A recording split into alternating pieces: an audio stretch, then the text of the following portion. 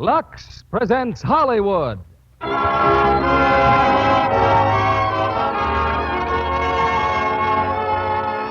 Lever Brothers Company, the makers of Lux Toilet Soap, bring you the Lux Radio Theatre, starring Ray Milland, Ann Blythe, and Nigel Bruce in Stairway to Heaven. Ladies and gentlemen, your producer, Mr. William Keighley.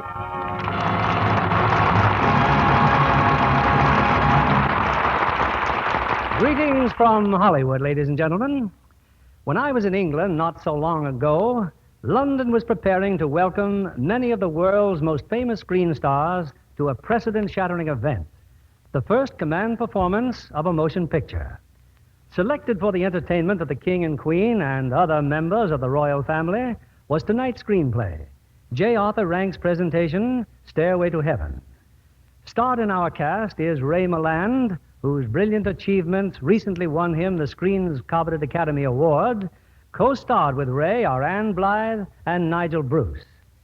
Now I'd like to speak of another command performance, one that goes on day after day, and the star is Lux Soap. Its performance is acclaimed by American families from coast to coast, especially by lovely women who must care for their beauty just as carefully as queens. And their approval indicates that Lux Soap is, let's say, a stairway to a heavenly complexion.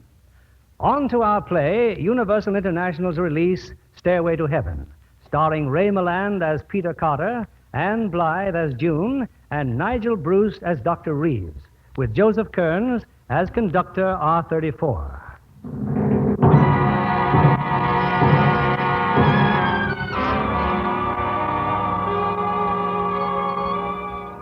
This is a story of two worlds. The one you know, called Earth, and another, existing only in the mind of a young pilot whose life and imagination have been violently shaped by war.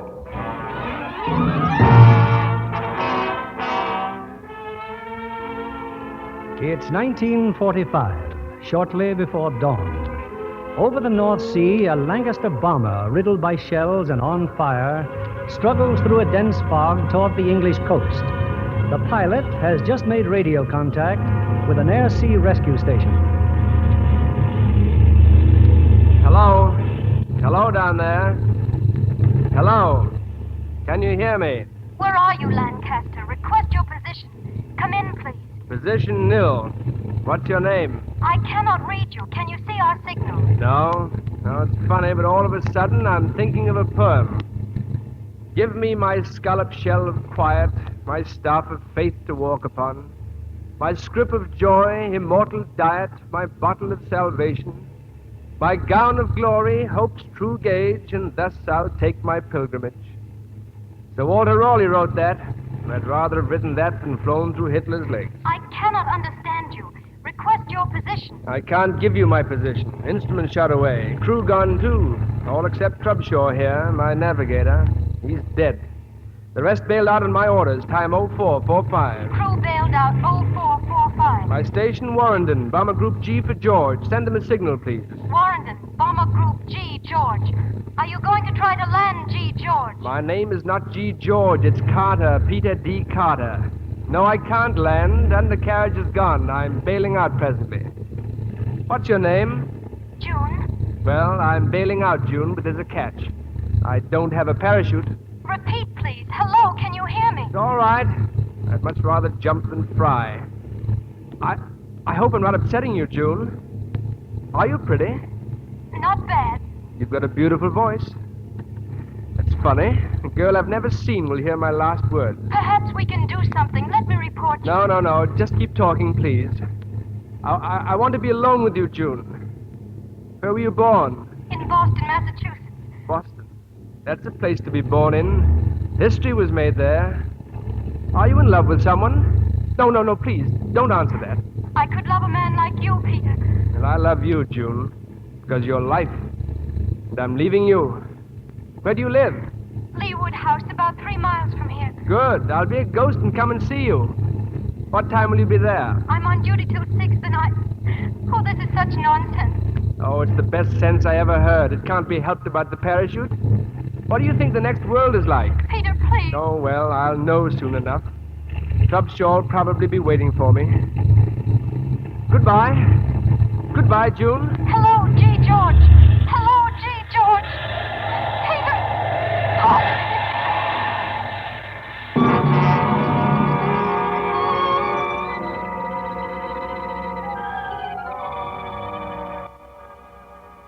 Now look here, Monsieur Trubshaw. I have told you a dozen times I am very busy. Do not bother me. Look, am I dead or am I not dead? Sacre bleu, yes, of course you are dead. All right, and this is heaven, isn't it?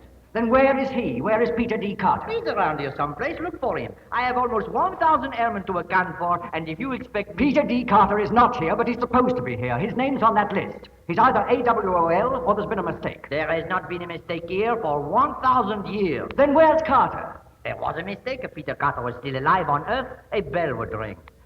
You hear a bell? No. Therefore, no mistake has been made. And if you have any further complaints... Oh, no. Oh, no, no! Conductor R34. Conductor R34. Go to the recorder's office with Lieutenant Trubshaw. Report at once, please, with Lieutenant Trubshaw. No mistake, huh?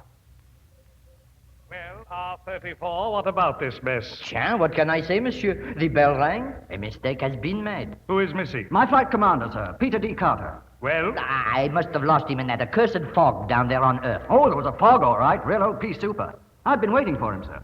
so have I. Don't you know a thing like this must be reported to me immediately? I lost my head, Monsieur Recorder. Not long in the service, eh? Oh, since the so-called glorious French Revolution, monsieur. I see. Natural death? I also lost my head then.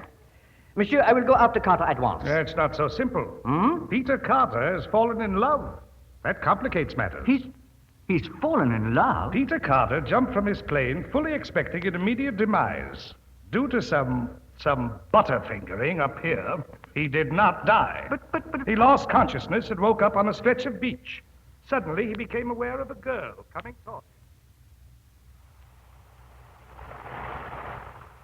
Hey! Hello! Hello, anything wrong? Well, I don't know. Why, you're June. And you're Peter. Peter! Yes, and I'm not dead, I'm alive. But how did you get here? Oh, I'm so glad you're safe. What happened? I don't know. I just don't know. Are you hurt? Well, my head does feel a bit queer. Peter, what a cruel joke to play. But I wasn't joking. I've been crying so ever since you said goodbye to me from the plane. But don't cry, June. Don't ever cry again. Peter. Oh, darling.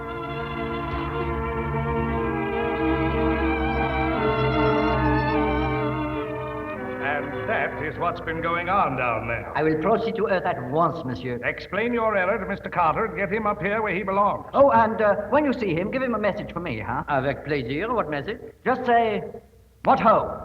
Bon. Oh, Monsieur Recorder, you have a small idea where I might locate Monsieur Carter? Now, wait a minute. Yes, sir? Operations, please. Yes, sir.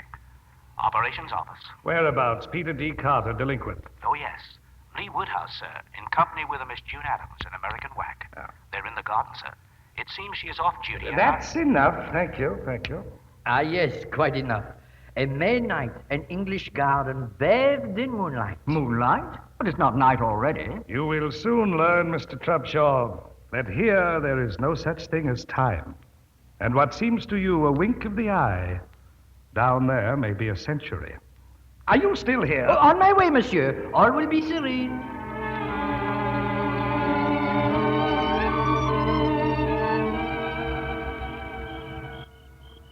June, are you cold, darling? Cold? No, Peter, no. Do you smell anything? Why, no. Oh. What a beautiful night. Tell me, what did you do before the war? Good evening. Good evening. And who are you? What's the costume? What is wrong with these clothes? They are my very best. I was buried in them some 150 years ago. June, am I seeing things... She is lovely, is she not? But save your breath, monsieur. The lady sees nothing, hears nothing. June! We are talking in space, you and I, not in time. Are you crazy? Who are you? We should have met at dawn, mon ami. Unfortunately, I missed you. Oh, I bring you a message from Monsieur Trubshaw. Trubshaw is dead. Trubshaw Yes, was... quite dead. He says, "What ho?" He always says what ho. But he's dead. Again, I say yes. And what should be the status of a man who jumps from his aircraft without a parachute? How do you know? He also should be dead. But I missed you because of your ridiculous English climate. Fog. But what do you want now? Well, you, my friend. What for? To conduct you. Where? To heaven, of course. Oh, this is fantastic. And if I refuse to go with you? But you cannot refuse. You have overstayed already by nearly 16 hours. Earth time, that is. But what about her, June? I'm in love with her. What is love? The feeling of a moment. I represent eternity. Look, 16 hours ago I was not in love, but now I am. Millions of people are in love. Do they protest when their time is up? No, they do not. They have no right to. Exactly. But I have. Why? Now look, it was no fault of mine that I didn't die. I've fallen in love because of your mistake. I demand an appeal. Will you please be reasonable? Appeal to whom? Well, that's your problem. Find out. Well, it's never been done, never. Then go away. Oh, you are determined to get me into the salad, aren't you? But what about the salad you've got me into? I think I will leave you for a little while. Well, that's better. A little while, I said. I shall have to report above for instructions. Good. Go on. Report. And do not fall any deeper in love. Do you hear me? I am warning you. Ah, she is charming, isn't she? Au revoir, mon ami. I worked for a magazine. June. What did you say? I said I worked for a magazine. But why did you say that? Because you just asked me what I did before the war. Oh, yes. Yes, I did.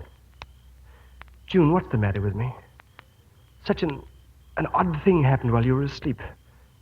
What did it? I haven't been asleep. Then you heard us talking? Why, no. Who was here to talk to? They sent somebody. They? June, do I look cracked? Not to me, darling. Are you? Look, there was a dense fog at dawn this morning. That's right, isn't it? You know there was. And I did bail out without a parachute. So how can I be alive? Darling, we talked about it all day. We don't know what happened. It doesn't make sense. And I'm in love with you. That doesn't make much sense either, but I am. But that character, he insists I should be dead. What character? Well, he's French with short pants and lace. They sent him out after me. He said he'd missed me before because of the fog. Bad luck for them. Good luck for me. I told him I was going to appeal. Now, he's gone off to get instructions. It's not my fault I'm not dead. It's not my fault that I found you and fell in love with you. Oh, Peter. Oh, my head again. This awful headache. June, you are there, aren't you? Peter, of course I'm here.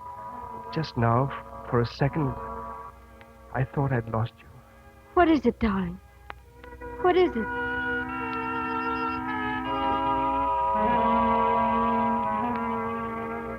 Hello? Hello, yes, this is Dr. Reeves. Who? Oh, June. Good morning. What? Oh, yes, of course. Come right over now, if you like. I'll be delighted to see you.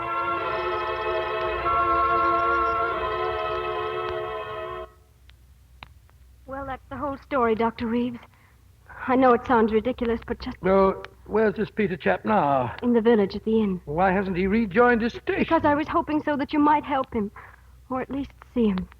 You've told me about cases like this. No, not like this, because nothing ever happened like this. I mean... Well, I've done a lot of work in neurology, yes, but that doesn't alter the fact that Peter Carter is the property of the Air Force. He's not property. He's a person. A very fine person. I don't want just anyone mauling him about and asking him questions. I want you. I'm sure the RAF would say that. I know exactly what they'd say. I had a talk with Carter's commanding officer just after you phoned me. The medical officer, too. Luckily, he'd heard of me. Oh, he said he had, anyhow. You mean then they won't make Peter... I mean that I've arranged a week's furlough. Oh, Dr. Reeves. So he believes that he bailed out without a parachute, eh? Yes. And he has hallucinations. This 18th century Frenchman, you told him that he was talking rubbish? No. Good girl. Look here. You still have that recreation hall at Leewood House? Yes. Well, supposing I meet you and Carter there, say, about tea time. I'll be off duty till 5. Well, I'd better see your CO as well. I'll want you round for a while, June.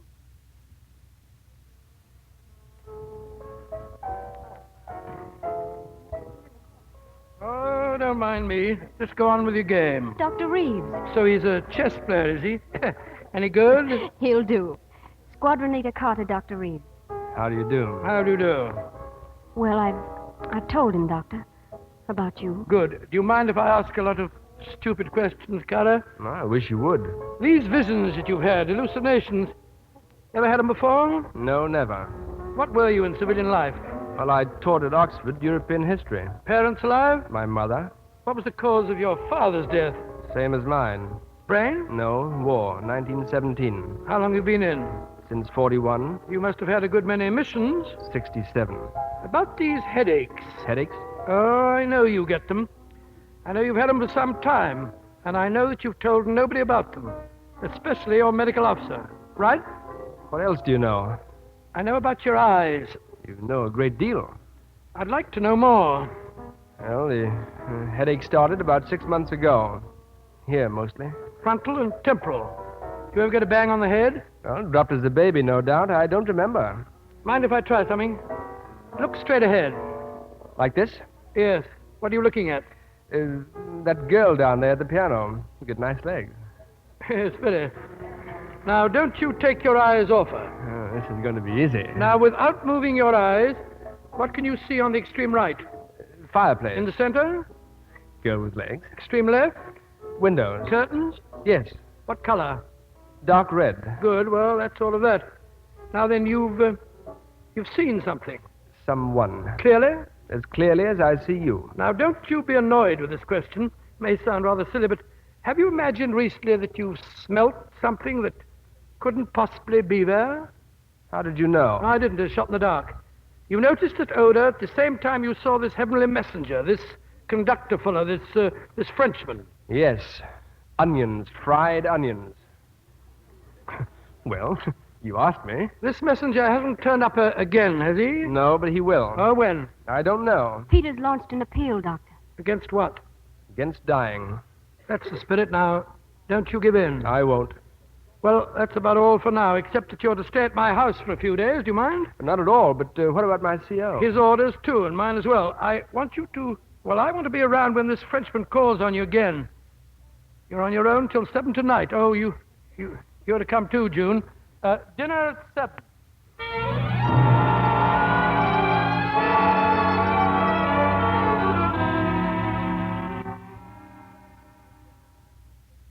He's still asleep, Doctor. What time is it? 10 o'clock. Well, he'll sleep for at least another hour. How do you know? I gave him a pill. But what if If the Frenchman comes again, I left a bell at the side of Peter's chair. a bell? If he has a visitor, Peter's going to ring the bell, if he can. Now, how about another game of pinochle? Sure, if you'd like. Don't you worry about him, June. He'll... June! June, Dr. Reeves, quickly!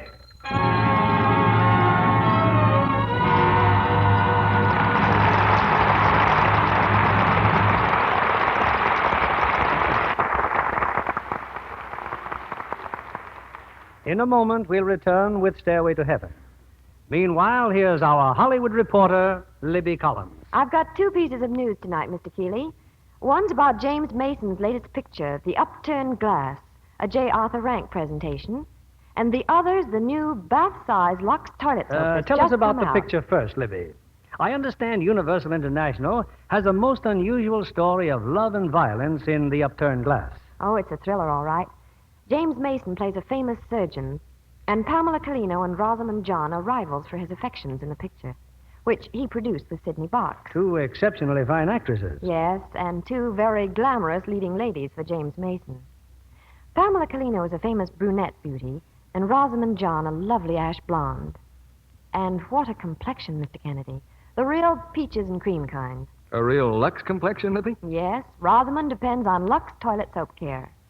When she was over from England recently, she said it was a joy to be able to get all she wanted of her favorite beauty soap. Also, to find an unlimited supply of hot water. After fuel rationing abroad, that seemed almost too good to be true. I should think so. Well, now she can enjoy a beauty bath that's just about tops in luxury, because she'll be using the brand new bath-size Lux toilet soap. Yes, Mr. Kennedy. And here's our big news of the evening.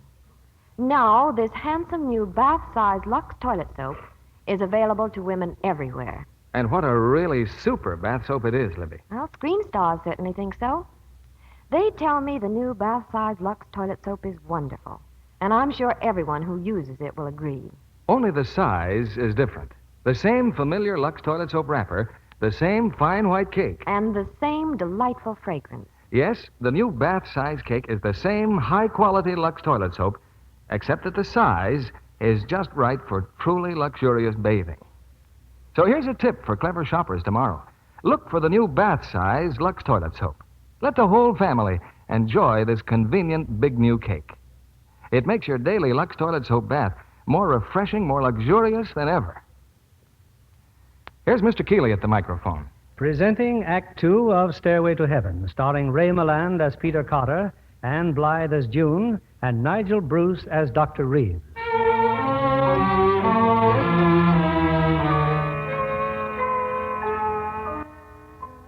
A few moments ago, Earth time that is, June and Dr. Reeves sat talking in the doctor's living room. Nearby in the library, Peter Carter was asleep on a couch. At his side was a small bell. Then, suddenly, Peter was not alone in the library. Monsieur Carter. Monsieur, if you please. What? Who? Oh, you're back. Oh, very well. Ring the bell. You see? Nothing happens. The bell does not ring. A book. Oh, book of chess. I was reading it just before I fell asleep. Alikine's 100 Best Games. I must look this over. Stop stalling. Hmm? What about my appeal? Oh, yes. Well, it's been granted. Thank you. The trial will be a full-dress affair. Oh, très chic. Everyone will be there. You have 2 days in which to prepare your case. Wonderful. Oh, don't be so happy. The prosecuting counsel, the one who will insist that you leave this little world of yours. Well? Abraham Farlan. Come again? Abraham Farlan. Never heard of him. A man from Boston. I've never been in Boston. Abraham Farlan died in Boston in 1775. Oh? Exactly, the American War of Independence. Was Farlan killed? Yes, by a British bullet. Ah, and he may be prejudiced, huh? What did they say? Oh, yes, he hates your guts. He hates the guts of every Englishman, and particularly hates you for being involved with such a nice girl from Boston, Massachusetts. All right, I'll appeal against him. Impossible. After all, we had to pick the best man. The honor of my whole department is at stake. What you have to do is choose a good man for yourself. As my lawyer? Precisely. Who? Oh, anybody who has ever lived upon Earth. All at your disposal. Well, you could even choose me. That would suit you just fine, wouldn't it? Oh, no. No, I didn't think so. Well, you can choose Socrates, William Pitt, Henry VIII. What about Madame du Barry? She knows all about love. Rather a one-track mind. No, I'll have to think it over. By the way, this book on chess, I would like to borrow it. It's not mine. It belongs to the doctor. Doctors? They give me a great deal of trouble in my job. Oh, well, you think it over. I will be back, monsieur.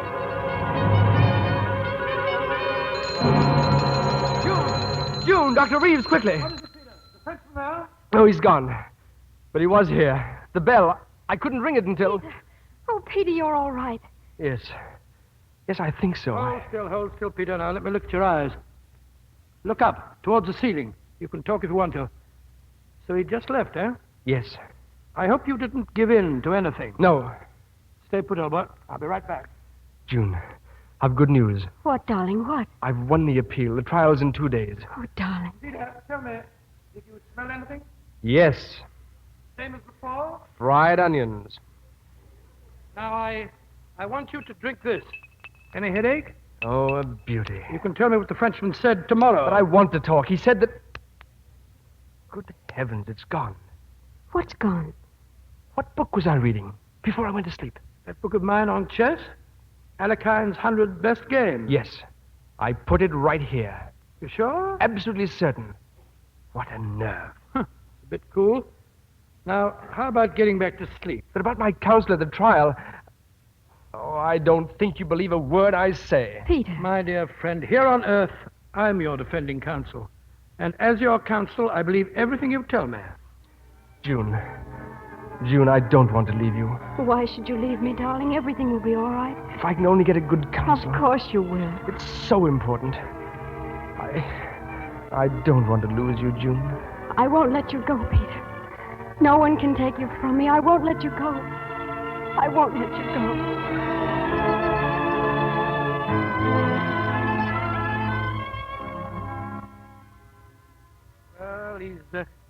he's sleeping again, June. Will he have more hallucinations? Yes, but I think he'll be all right. He's not going mad then. His brain's not affected. Of course it's affected. He's having a series of highly organized hallucinations comparable to an experience of actual life. A combination of vision, of hearing, and of an idea. To a neurologist, that points to a pressure on the brain. That's why Peter's sense of smell has been affected. How did he survive the jump from his plane? I don't know. But right now, the main thing is for him to win his case at the trial. You're serious? Perfectly serious. But suppose he loses? Oh, that's absurd. Well, if we see that he's losing, or we think that he's going to lose, we'll find out the reason why he survived his jump. Or we'll invent one. We'll have a couple of drinks, you and I, and invent the greatest lie in medical history. Meanwhile... Yes? Peter will have to be operated on. When? Right away. I'll see his RAF medical officer in the morning. We can't wait for the trial, June. As you said, he may lose.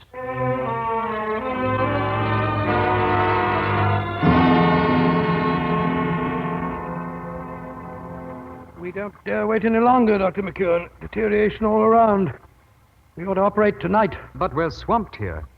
Are you sure of your diagnosis? Absolutely certain. I showed you the x-rays yesterday, the ocular reports.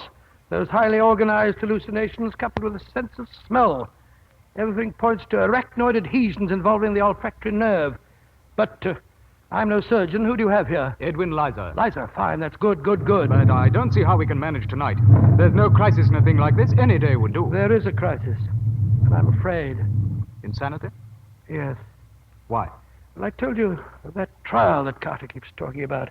Well, as far as he's concerned, that trial is fixed for tonight. And he hasn't found anyone to defend him yet. He really believes all this? Intensely. The boy's got a fine mind, McEwen, a fine mind. That's part of our trouble. Too good a mind. A weak mind isn't strong enough to hurt itself. Yes, stupidity has saved many a man from going mad. Well, Carter's had several talks with his heavenly messenger, that Frenchman. Hallucinations, of course. But you never saw such an imagination. I don't quite follow. Well, nothing that Carter invents is entirely fantastic. It's invention, but it's logical invention. He's convinced that he'll die if he loses his case tonight. And that's why I say that we've got to operate tonight. Oh, it's no shaking your head like that. I'm sorry, but I... Yes? Who? Oh, one moment, please. It's for you, Dr. Reeves.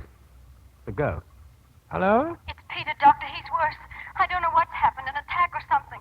We were sitting here in your library, and all of a sudden he just stopped. He just sits staring out at the rain, staring into space as if he... Oh, please, come. I'll be right there, June.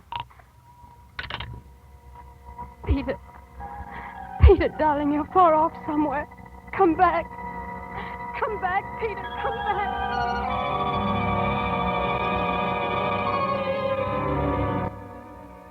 I do not understand you at all, monsieur. I give you the right to choose as your counsel anyone who ever lived on Earth, and yet you tell me you cannot make up your mind. I can't. But may I remind you, the trial is but a few of your hours off. Now look there. Shelf after shelf of books about famous men. There is Lincoln. What about Abraham Lincoln? No, it's hardly fair to drag him in, though I don't think he'd be prejudiced. Plato. Nobody knew more about reasoning than Plato. He was 81 when he died. He might be too old to think love important. Perhaps you are right. Now, if he'd been French, sure. Richelieu, for example, irresistible at 80. No, I never liked Richelieu and the Three Musketeers. Voltaire? No. Well, then who do you want? Look, it sounds fine to have all these great men to choose from. But what do they know about our problems today? True, very little. Besides, it should be an Englishman. Nobody famous, but somebody with his head screwed on all right. Now, this Abram Farland, was he a famous man? A schoolteacher. You see? Anyway, why are you so interested in getting me a counsel? I am interested only in getting you where you belong in heaven. Now, Peter, now, come with me now. No. If you do, you will have nothing to worry about. No trial, no vexations, no pain. See over there, Peter. A great, magnificent stairway. Yes. It will take us there, Peter. It is the stairway to heaven. No. Oh, come, Peter, come. No, I don't have to go yet. I have your word. I can appeal. I'm leaving you, Frenchman. I'm getting out of space and back to Earth. Back before it's too late. Peter! No, come back. Come back here. Come back. Come back. Come back, Peter. Come back, darling. Peter. Oh, Pete. June, he almost got me. June. Doctor. He'll come round in a moment. June, Peter's got to go to the hospital tonight. Phone Dr. McEwen. Tell him that I say it's a matter of life and death. Yes, Doctor. Oh, better send a telegram to his mother and sisters. You know where? Yes. That's all. Hello, Peter. Where's June? He's phoning. She'll be back in a moment. He almost got me. I know. He's such a crafty beggar. I only got away by the skin of my teeth. Now, look here. Don't let anybody fool you into giving up this appeal. You've been promised a fair trial. Don't give in to anybody. But I haven't a counsel. We'll find the right man. They might appoint some stooge. Nonsense. Or let it go by default. I tell you, we'll find somebody. They can't start until we do. Nobody famous. Well, how about... Doctor. Coming? I couldn't reach the hospital. The operator says it's the storm. I'll take your car. No. You're more valuable here. I'll go. Now go into him. Don't allow him to despair, June. His life is in your hands.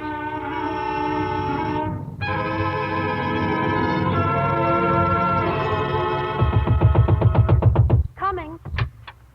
Miss Adams? Yes. I'm Dr. McEwen from the hospital. There's been an accident. Accident? Dr. Reeves. He was on his way to see you. I did see him. Yes, they brought him in. His car skidded over off the road. Dr. Reeves is dead. Oh, no. He told me about Captain Carter. Now, we're taking him to the hospital right away. He'll be in good hands. I'll tell Peter. What's happened, June? Where's Dr. Reeves? He's gone ahead, Peter. He's had an accident, hasn't he? Yes, a bad accident. Is he dead? Yes, he's dead. Come, darling. Dr. McEwen's waiting.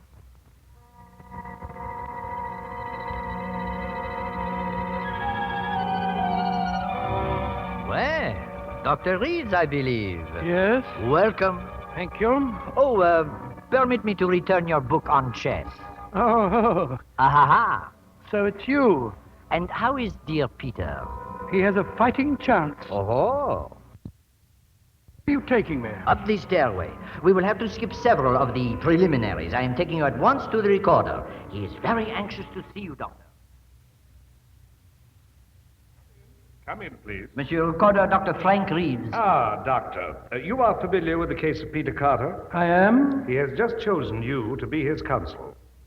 I was hoping he would. You have very little time in which to prepare your case. They tell me that seats in the courtroom are already at a premium. Peter's in the hospital now? Yes, they've already started the brain operation. I should like to see my client immediately. Conductor, take Dr. Reeves to the operating room.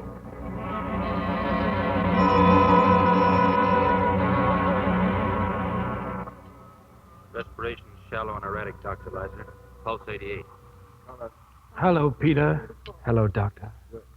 Where's June? She's waiting, Peter, out in the corridor. They're operating on me, aren't they?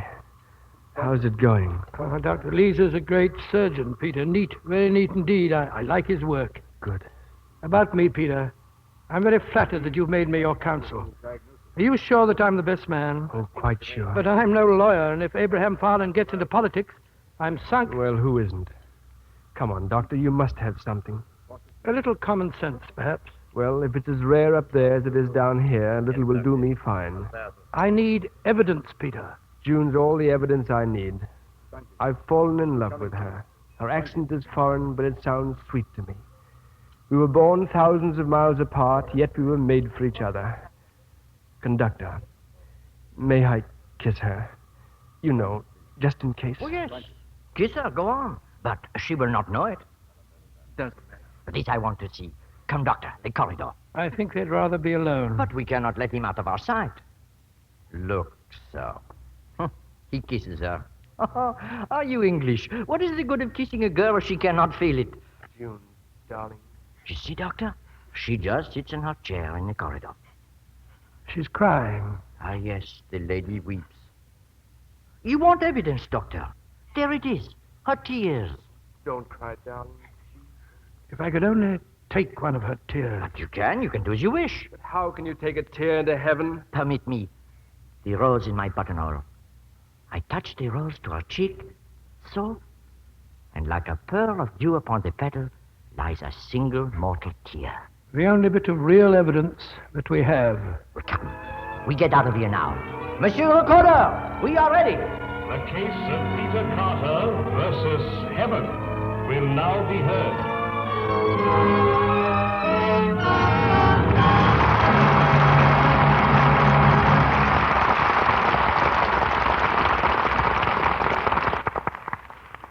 We pause now for station identification.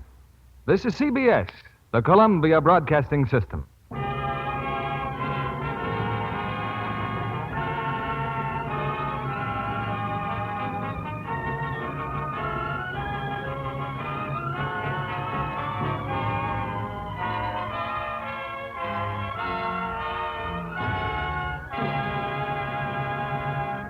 In a moment, we'll return with Act 3 of Stairway to Heaven. It's always a pleasure to welcome to this program an ambitious young player making a success in Hollywood. Our guest tonight is blonde, green-eyed Neela Hart. Didn't I see you at Universal International the other day, Neela? Yes, Mr. Keeley. It was on the set for The Lost Moment, remember? Oh, of course. It must have been fascinating for you to watch Susan Hayward and Robert Cummings do justice to those highly dramatic scenes. Oh, it certainly was, Mr. Keeley. Isn't this an unusual role for Robert Cummings? Yes, Bob has one of the most serious roles of his career in The Lost Moment. It's a thrilling story, full of eerie atmosphere and suspense. And Susan Hayward looks more beautiful than ever. Don't you agree, Mr. Kennedy? Ah, she's lovely indeed. And that gorgeous red hair of hers just sets off a radiant Lux complexion. I know, Mr. Kennedy, that Susan Hayward is a Lux girl. She told me so herself. And speaking of Hollywood beauty soap, aren't you going to tell our audience the news about Lux soap you told me before the broadcast? It's good news for every woman who uses Lux toilet soap. Now, this fine white soap is available in a brand new bath size. A handsome larger cake, just the right size for a really luxurious beauty bath. Same wonderful perfume, I hope. Right. Just as fragrant, just as white. In the same familiar wrapper. Only the size is different. Women everywhere are going to love it. In fact, here's what they're saying about it.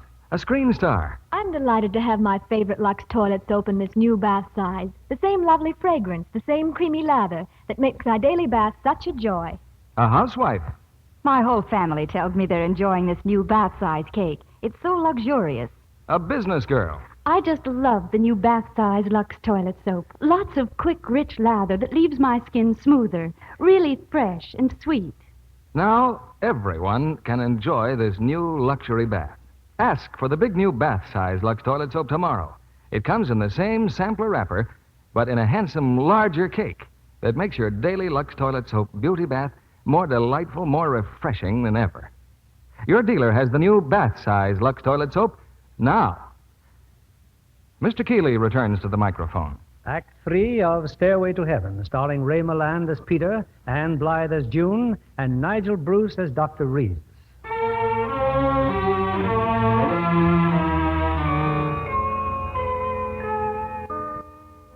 In the operating room of an army hospital, doctors and nurses labor over a mortal mechanism called Peter Carter.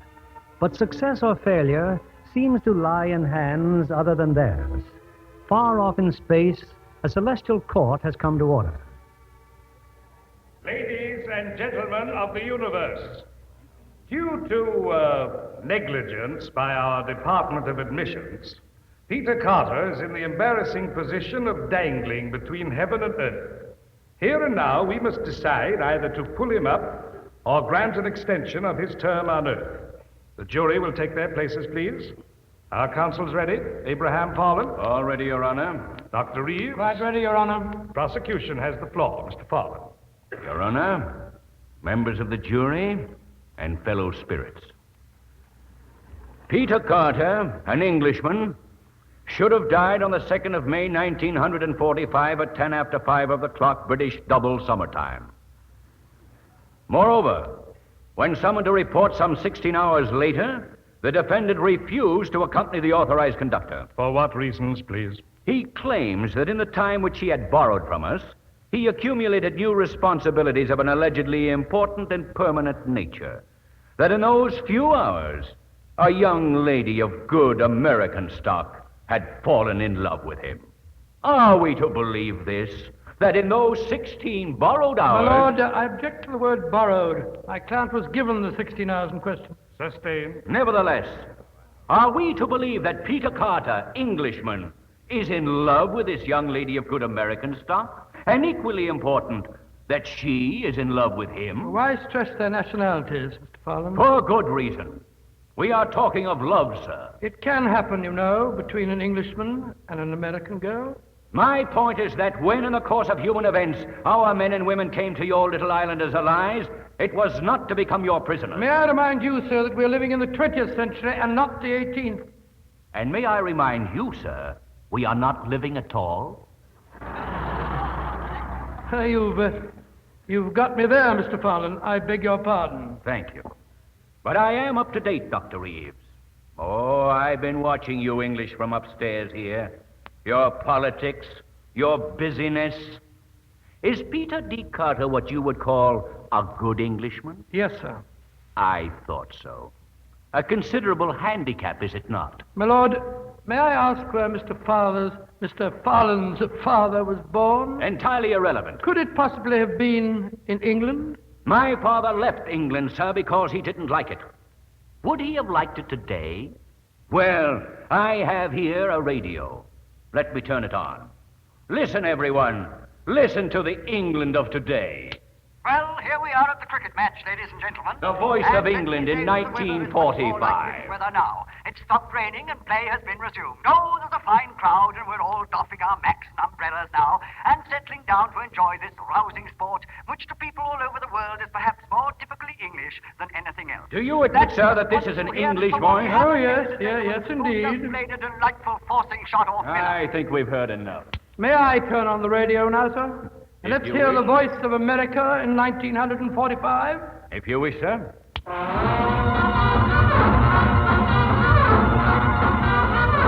Why, that can't be American. What is that savagery, sir? I don't understand it at all. Neither do I. I simply suggest that what may be typically British or typically American has nothing to do with Peter Carter or with June Adams. Ah, yes. June Adams. A lovely, vibrant American girl. Members of the jury, I ask you, should the swift tempo of her promising young life be slowed to the crawl of a match at cricket? Or her accustomed native comfort outraged by England's warm drinks, cold rooms, drafty windows, and faulty plumbing? At this moment, Mr. Farland, 2 million houses in England have no windows at all. My lord, I submit that this court is concerned with the life and death of Peter Carter, and not with past history or present plumbing. But Peter Carter's character, sir, like every other human being, has been formed by circumstances, by a chain of circumstances. As Benjamin Franklin once said, a kingdom was lost all for the want of a horseshoe nail. You've heard of Benjamin Franklin? And I beg you, in George Washington's words, labor to keep alive in your breast that little spark of celestial fire called conscience. Are you insinuating that something is wrong with my conscience? Not at all. I'm proclaiming it. You're trying to prejudice the jury against Englishmen. I don't need to prejudice the jury, sir. They're already prejudiced. You can't pick a jury that isn't. Look at these 12 good men. First, you see Jean-Marie Barrot, a Frenchman. Has any century passed without war between France and England? Next is Gregarious Bonzier from the Transvaal. The Boer War, Dr. Reeves. Remember? Chiang Ji-min is Chinese. Don't forget England's attack on China in 1857, occupying Peking. And you, sir? Balatash Baital from Burma. Think of Burma, Dr. Reeves. And you? James Monaghan, Ireland. Choose a new jury anyway, Dr. Reeves. It must always be prejudiced against England. My lord, I challenge the jury and I request that a new one be chosen. From where, Dr. Reeves? Anywhere except England. Why not from England? Where else have the rights of the individual been held so high? In America, sir, where these rights are held inalienable. A man can see farther from the top of Boston State House and more worth seeing than from all the pyramids and turrets the world over. America, sir, is the only place where a man is full grown. Then I ask for a jury of Americans. And if there is one who fought in the Revolutionary War, then I want another who fought shoulder to shoulder against our common enemy in this century. And if one has a mind that can only think back 170 years, I want another who thinks 170 years ahead. Do you agree, Mr. Farland? I would welcome such a jury, Your Honor. Court's adjourned while we find a new jury.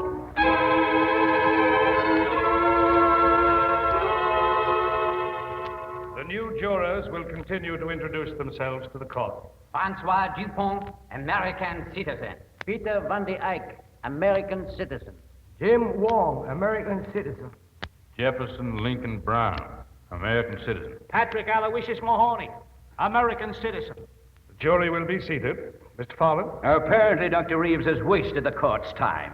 Search where you will, humanity rises to indict England. You may proceed, Dr. Reeves. Gentlemen of the jury, here in my hand I hold a single rose. And in this rose lies my entire case. And what is my case? I agree with Mr. Fallon. Has Peter Carter fallen in love during the allotted extra... Borrow, Dr. Reeves. In the disputed extra 16 hours, or has he not? Now, two young people who never would have met but for a mistake up here are being penalized for falling in love. On the petal of this rose is a tear.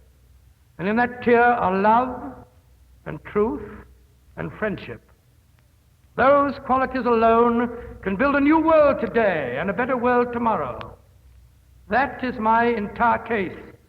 And upon it, I demand that Peter Carter shall live. Mr. Fallon? No questions. Your Honor. You are the foreman of the jury? I am.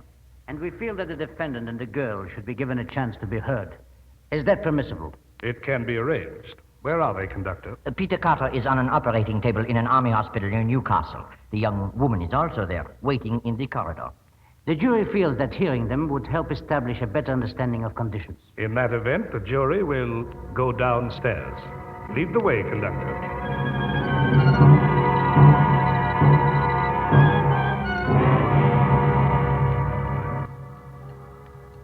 There is Peter Carter, messieurs, on the operating table. The jury will stand around, please. My diagnosis was right. Fine vasculomeningeal adhesions binding the optic nerve to the brain. We are not here to discuss adhesions, Dr. Reeves, but to question Peter Carter. Similar tissue in the chiasm. Let me tell you about my operation, I Doctor. summon forth Peter D. Carter. Oh.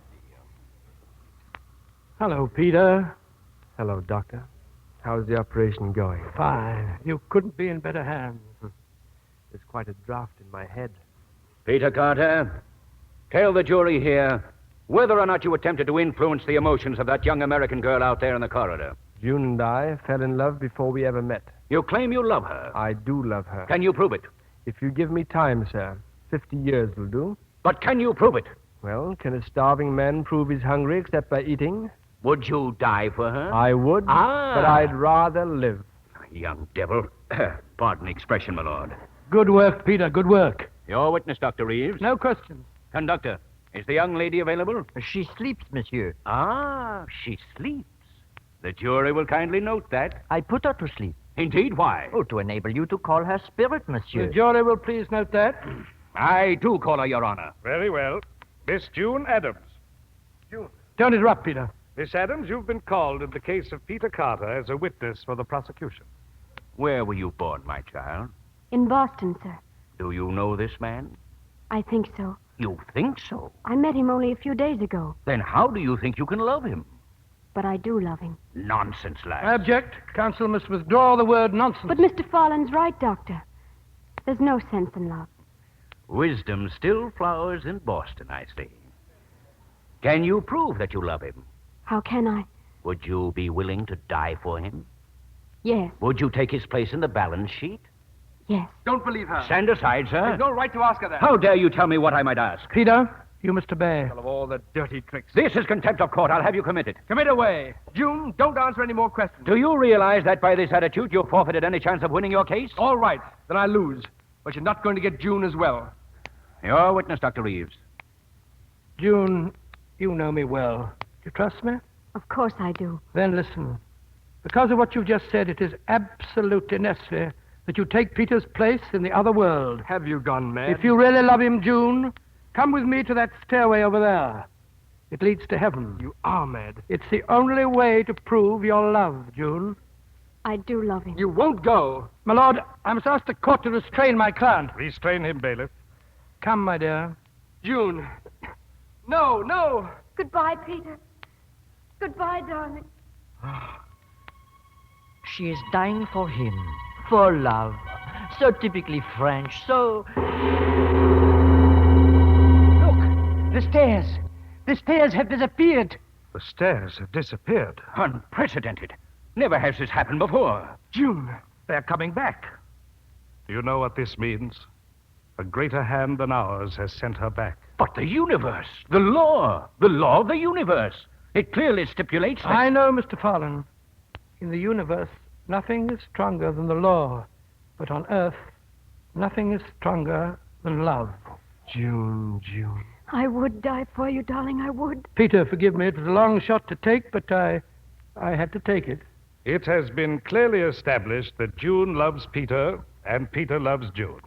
As Sir Walter Scott is always saying, love rules the court, the game, the grove, and men below and saints above. For love is heaven, and heaven is love. Has the jury considered a verdict? Case for the defendant, Your Honor. Bravo! Appeal sustained, Mr. Carter. Thank you, sir. There now remains the new date on Peter Carter's file. I'll write it down. Will counsels approve it, please? Satisfactory, Dr. Reeves? Very generous, my lord. Isn't that a little too much, Your Honor? I agree. Then let's go back to where we belong. Dear me, I hope this won't establish a precedent.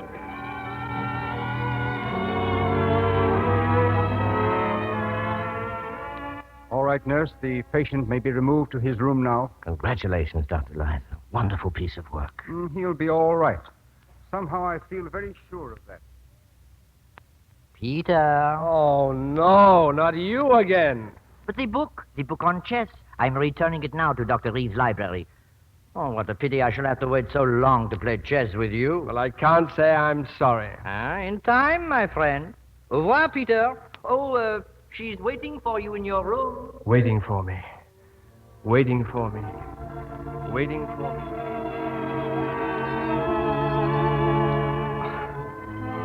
Waiting for me. Waiting for me. Peter.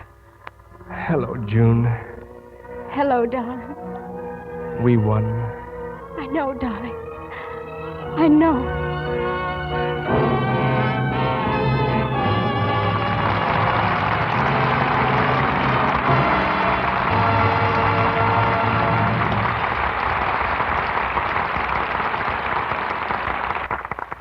We leave June and Peter on the threshold of a well-won heaven on earth and bring our stars back for a well-earned curtain call. Ray Milland, Dan Blythe, and Nigel Bruce, who made Stairway to Heaven a memorable landmark in this theater. Ray, we're happy we got you back from overseas in time for this performance. Well, I'd have hated to miss it, Bill. By now you must be Hollywood's most traveled actor, Ray. Well, how many times have you been overseas and back, Ray? Well, this last trip makes it about 31. Well, in other words, Paramount is more than justified in casting you as the gypsy type in your latest picture, Golden Earrings. Well, it takes Marlene Dietrich to bring out the gypsy. Well, aren't you married, Ray?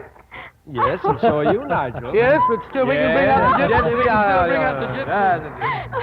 Your trip before this last one was to be at the command performance of tonight's screenplay, wasn't it, Ray? Yes, that's right. About 7 of us went over from this country. Well, Anne here recently made a command appearance at the White House, where Washington society admired what I'm sure must be a Lux complexion. It is indeed, Bill. Like everyone I know in pictures, Lux soap is my favorite beauty aid. And our audience will have another chance to applaud the results when they see you with Charles Boyer in Universal International's production, Mortal Coils. What are you doing on Lux next Monday night, Bill? A play that will keep our audience on the edges of their seats. It's Universal International's romantic drama of intrigue, Singapore, with 2 of Hollywood's outstanding stars. The same stars as the picture? Yes, Fred McMurray and Ava Gardner. In an action-packed story of suspense and mystery against the glamorous background of the Orient. Singapore should make a thrilling evening for your listeners, Bill. Good night. Good night. Thanks all 3 of you for a wonderful performance.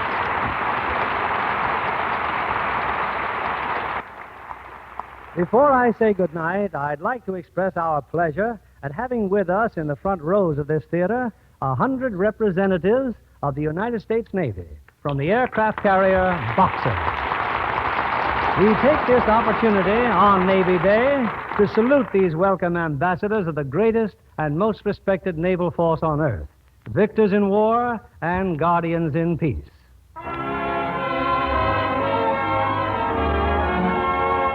Lever Brothers Company, the makers of Lux Toilet Soap, join me in inviting you to be with us again next Monday evening when the Lux Radio Theatre presents Fred McMurray and Ava Gardner in Singapore. This is William Keeley saying good night to you from Hollywood.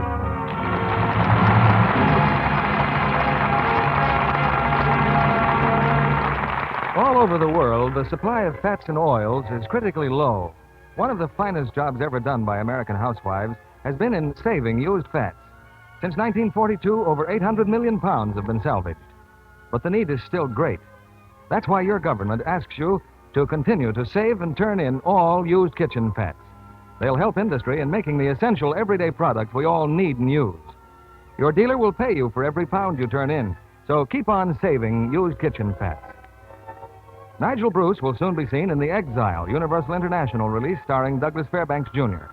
Heard in our cast tonight were William Johnstone as Abraham Farland, Alan Reed as the recorder, and Ben Wright, Carl Harbord, Herbert Rawlinson, Charles Lung, George Sorrell, June Whitley, Bernard Phillips, Edward Marr, Paul Marion, and Alan Lockwood. Our music was directed by Louis Silvers. And this is your announcer, John Milton Kennedy, reminding you to join us again next Monday night to hear Singapore with Fred McMurray and Ava Gardner.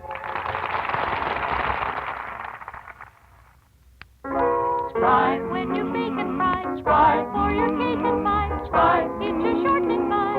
Rely on Spry. For cakes that are better 4 ways, try Spry. Made the Spry way, cakes are lighter, finer textured, richer flavored, stay fresh longer, moist and velvety down to the last luscious piece. Spry is the shortening with the special cake-making secret. Rely on Spry. S-P-R-Y. Be sure to listen next Monday night to the Lux Radio Theatre presentation of Singapore with Fred McMurray and Ava Gardner. Stay tuned for My Friend Irma, which follows immediately over most of these stations. This is CBS, the Columbia Broadcasting System.